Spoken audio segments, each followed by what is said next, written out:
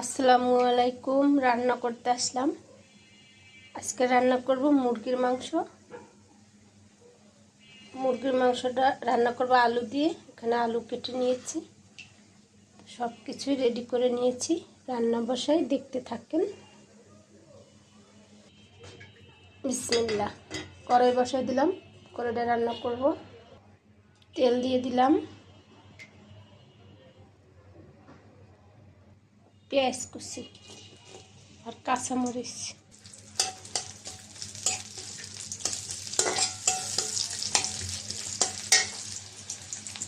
তেজপাতা দিয়ে দিলাম, রসুন বাটা, আদা বাটা, কাঁচা জিরা বাটা, এখানে লং আর দারচিনি বাটা আছে, আর এলাচ ছেঁচা আছে, দিয়ে দিলাম।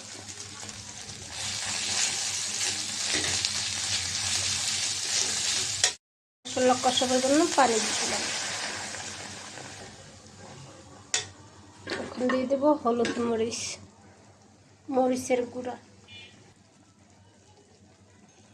হলুদের গুঁড়া, ধনিয়ার গুঁড়া, লবণ। মশলাটা কষাই নেব। মশলা কষানো হয়ে গেছে, দিয়ে দিলাম মুরগির মাংস।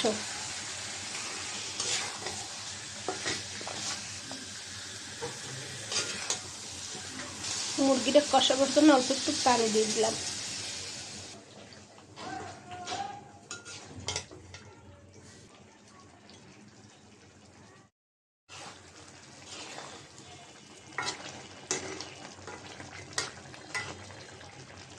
কষানোর সাথে আলুটাও দিয়ে দিব।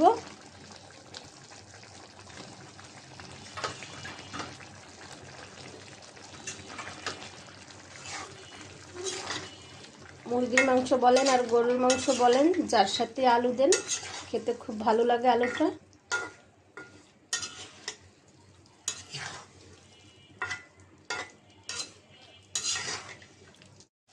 একটু নাড়াচাড়া দিয়ে দেই।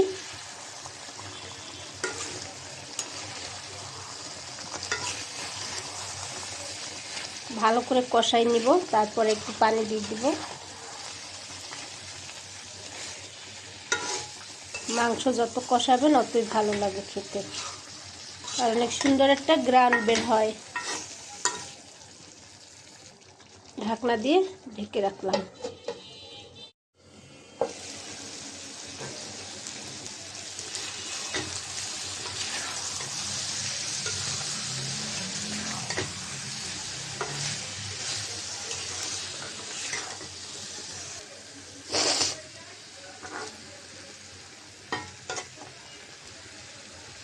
ঝোল দিয়ে দিলাম, মাংসটা কষিয়ে নিলাম অনেক সুন্দর করে।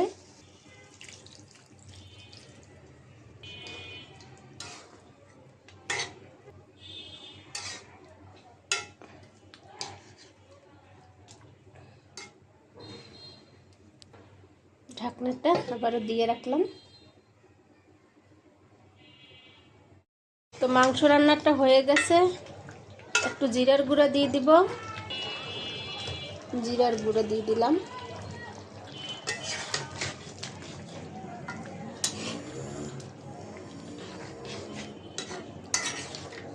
হয়ে গেছে মুরগির মাংসটা রান্না করা।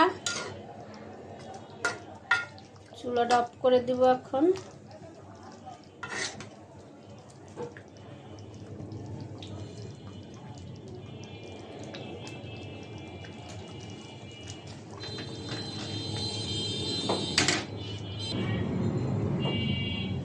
তো আজকে রান্না করলাম আলু দিয়ে মুরগির মাংস।